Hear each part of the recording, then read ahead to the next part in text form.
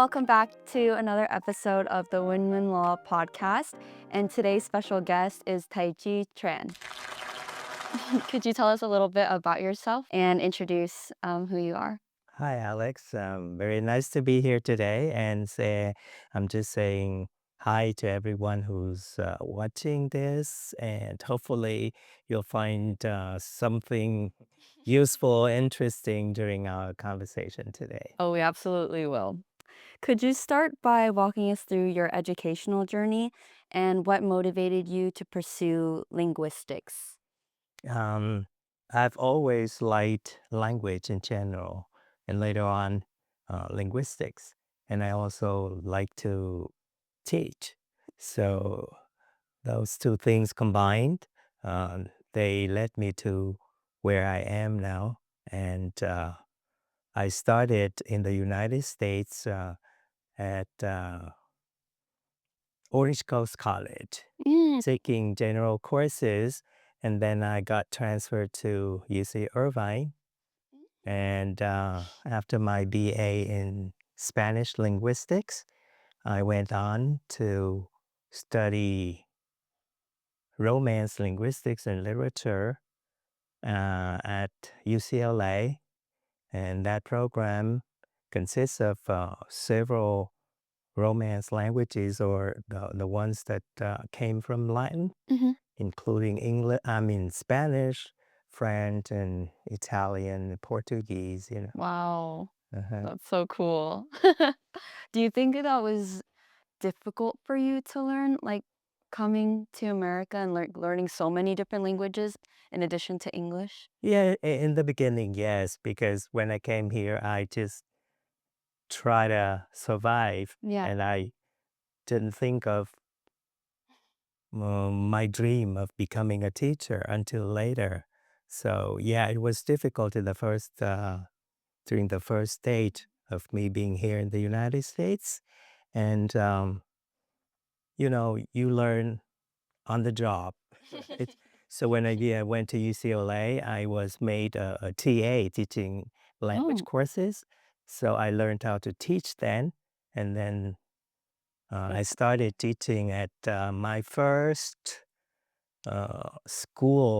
college that I taught was Long Beach City College, and I Mm. taught Spanish there. Yeah. Do you have a favorite school that you like teaching at? Yeah, I like UCI where I'm teaching right now, but I also like UCLA. I taught there as a TA and later on as a lecturer for some time. Yeah. Nice. You are a published author now with your own work. Could you mind sharing what your publications are and if you want to talk about each one of them and what they mean to you? Well, not Maybe not your each favorite one of them. ones? Yeah. Yeah, I've written and published textbooks in language textbooks, including Vietnamese and Spanish, Mhm. and I also have written dictionaries, Oh, wow. and I have one linguistics dictionary. It's English, Spanish, linguistic terminology, Hmm. yeah, for students of linguistics. And I also have Spanish Vietnamese dictionary, That's so which is cool. just the first half of a complete dictionary. I'm now writing the second half, which is Vietnamese Spanish. Oh, wow. But it's taken me forever. Yeah, no, Yeah, that can't be easy. yeah. Wow. And I also wrote bilingual short stories. Mhm. Um, the first one I wrote, I co-wrote it with Tran, who's a very well-known community figure. And I'm now currently writing another one, Vietnamese folk tales, both in Oh, English and Vietnamese. And I'm so excited to see the completion of it. But each book typically takes me 2 years. You know, wow. It's a yeah. process. What do you think is the most memorable part of that experience writing your literature? Memorable. I when I write a book, I already anticipate the readership's interest and enjoyment as well as the learning process that they experience through my books. I also write in Vietnamese creatively. I write short stories, plays, and I also do translations. I have a collection of short stories and plays translated from the Spanish, Oh, from the 21 Spanish-speaking countries. Yeah. that is so cool. Do you have like a web page or something for? No, Oh, it's just for your own personal like. yeah. enjoy- I That's mean, cool though. they are available. Most of my books are available on Mhm. Amazon. Oh, okay, Yeah. okay. I'll link those below for you. That's so cool. As a university professor, do you find that teaching and your experience teaching is bringing you the fulfillment that you anticipated becoming a professor, or is there anything that you didn't expect being a professor with this job? Well, it's not a surprise to me becoming a teacher, Mhm. professor, but what I like the most about it is I can learn a lot from teaching. You know, my students' questions are always things that I have to think about, Mm. very challenging, very insightful, and I learn so much from my students' questions. That's inspiring. I think we feel the same from the students' perspective that we get very excited asking our professors questions and seeing each one of their unique individual responses depending on what they're studying, Exactly. right? You always have something to learn. So I appreciate you also having that student mindset as well. In terms of preserving the Vietnamese language and culture, which is central to your work, why do you think that is important to you and what impact do you hope to have with your work? First and foremost, I think somebody's identity is based on several things, but primarily it's on language and culture. You cannot identify yourself as a such and such person, Vietnamese American, or um, whatever the nationality is. Uh, you have to speak the language. You have to know the language to be able to claim that you are of that heritage. Um, so I think knowing the language and the culture of of um, of your original country, you know, is very important.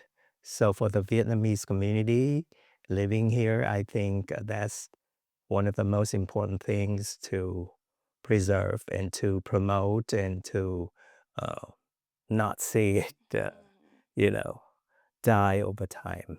No, I absolutely agree. I think speaking from my generation especially, there wasn't a lot of a push to preserve our language in particular. I feel like there's other ways that we've been trying to be more involved in our culture, but I personally heavily agree that preserving our language and being able to speak our mother tongue is very important, especially in communicating with the older generation, our grandparents, our parents even. Understanding them through the context of our own language and our culture is different than Vietnamese English or broken English, and I think I very much appreciate, um, your commitment to preserving our language as well. You know, your generation, you are a product of the society. Mm. You were born here. You Yeah. grew up here. You go to school where English is the primary language. So um, our older generation cannot blame your generation. It's our I responsibility appreciate to that. support you guys, you know. Yes. Yeah. So it's everybody's responsibility, and I've heard this a lot, especially just recently, right now from you, that you guys want to use Vietnamese to communicate with the previous generations, your Absolutely. grandparents, your parents. But then, in that sense, it's like you are using the language to connect to the past, not to the present or the future. So that's what I want to change, right? Oh. Vietnamese should be a living language that you use to connect with the previous generations, um, the present generation, and the future generations, most Very well importantly. said, very well said. I agree, I agree. I fully agree. In your own household, did you make your family or your kids go to Vietnamese classes, or did you teach them personally? Yeah, we've done both, my wife and I, but we teach Vietnamese in a very casual way. Mhm. We just talk to our kids I in think that's the Vietnamese. best way. Yeah, we don't make them sit down and Mhm. learn anything. But then here and there, if they say something not correct or not appropriate, we just subtly or casually correct them. So then my two kids, they speak almost perfect Vietnamese, but only the second one, he also teaches himself. So he not only does he speak it, he can also read and write it. Yeah. That's very rare to find Yeah, it in is. kids our age. And beyond language, what values, lessons, or cultural insights do you hope to pass down to future generations? You know, culture is our treasure, for any people's treasure. So you use language as a vessel, as a tool to go to other things like culture and literature and history. Uh, so we have to preserve culture, and then we have to also understand that culture changes too, Yeah, traditions change too, right? When you learn about culture, you learn about traditions, but you also need to understand that the traditions change, they get modified, they get, they develop. yeah, Mhm. they do. Some of them become obsolete and they can be replaced by new traditions. So culture is like language, they keep Mhm. evolving. And for the students or young Vietnamese Americans who might be considering a career in education, linguistics, or cultural preservation, what advice would you give them? First of all, you have to have a passion. You have to like it. In general, you have to like what you do. You know, in my case, for example, some days I wake up not wanting to go to work, right? I think that's And everybody. It's I'm okay. doing the thing that I like. Yeah. So you can imagine how more uh, days like that Yeah. if you don't feel like doing what you are doing. So, first of all, yes, you have to like, to love what you do. So, you start with a passion. And then when you like something, maybe it's not that difficult anymore. Not Mhm. that difficult. It's still difficult, but with your passion, you can overcome it. That's nice. I believe in that as well. I think once you establish something and you find a purpose in the work that you're doing, that will drive you forward through all the Mhm. challenges and through the hard days. So I agree. And were there any personal challenges you've encountered throughout your career that you feel like have shaped your journey that students can resonate with? Well, challenges they abound, right? Absolutely. My main training is Spanish and I teach Spanish. And, an Asian person teaching Spanish, that's my first challenge. I see, when students are shopping for courses and they happen to say like somebody whose last name is Tran, it will be their Spanish teacher. They have doubts, and I don't blame them a bit. Yeah. So, yeah, that's one of my challenges, and living working in the United States, in America is not easy because I'm a refugee and or an immigrant, and it's not easy to work and live here without some prejudices and things like that. So, yeah, but we all have to overcome that. Hmm. Thank you for sharing that. And I know you also wanted to mention your nonprofit organization, USAviet. How do you pronounce that? We have USAviet. USA Okay. plus Viet, but then we capitalize SAV, so it will be read as USAviet. USAviet. So we Okay. want to save the Vietnamese language Yes. and Tell us more culture. about that. Yes. Um, and that all stemmed from uh, my co-workers, my colleagues, and myself thinking of the future of the Vietnamese language and culture. Because nowadays, you know that there are so many organizations working on the preservation of the language and the culture, but they seem to kind of like stop at the level, as a certain level. Mhm. Um, I mean, I say they, but it includes me too. So it's like we. We are happy enough to see our kids being able to speak and read the language, but then that's about it, you know. So for me, uh, speaking the language is the first thing that you have to be able to do, but also you don't read for just reading comprehension Mhm. or for correct pronunciation. You don't just write correct sentences, but you have to use the right vocabulary to do something more. So you have to read to for more for enjoyment, for learning more, and for being able to reach out to other fields. Mhm. Like if you are a good reader, you will reach out to other fields that you are interested in, Mhm. like history, science, literature, um, geography, etc., etc. So you don't stop at being able to read. You read for enjoyment and learning. Mhm. And then, well, hopefully, some will become writers as well. So that's our aim. But we start small.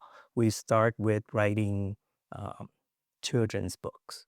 Okay. Yeah, so they will be trilingual, including Spanish as well. Yeah, we are in the process of preparing the first batch of Oh, okay. children's books. Yes. Oh, that's exciting.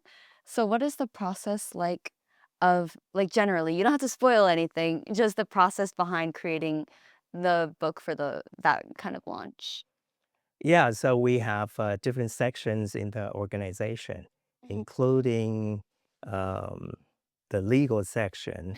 And you know that uh, Jim. Mr. Jim Mingren is part of our legal section, right? He's our legal counsel.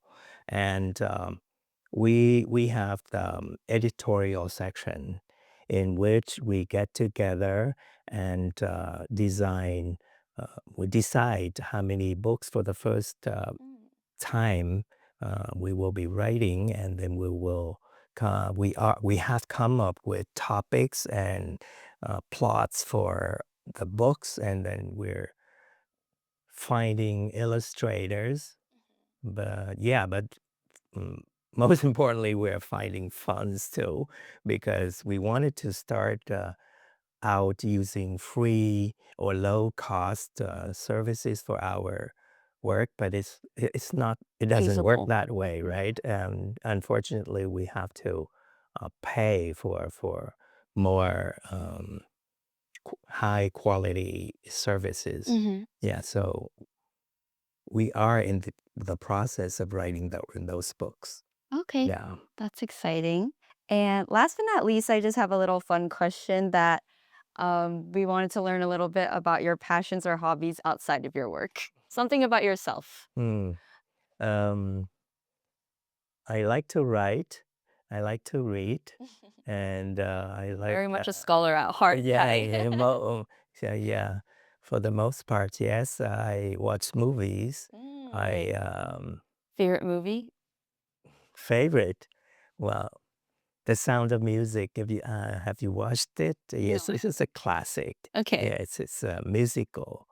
Uh, yeah, and then I like to walk on the beach, Hmm. which is both for enjoyment and for exercise. Yeah. Mhm. Oh, well, that's about all the questions that I have for you today, Tai, and I really appreciate you taking the time out of your day and sharing all your experiences and your knowledge and your wisdom with our podcast here today. So Thank you. It's a pleasure for me to be here and talk about my passion and my goals. But I hope out there will be other organizations like us who will mm, promote reading for fun, for enjoyment, for knowledge, and not just at the level of reading comprehension. Yeah, in Vietnamese. Vietnamese. I can truly feel how passionate and how dedicated you are to this purpose, and I really appreciate that as well. Well, thank you so much. Thank you for watching and listening.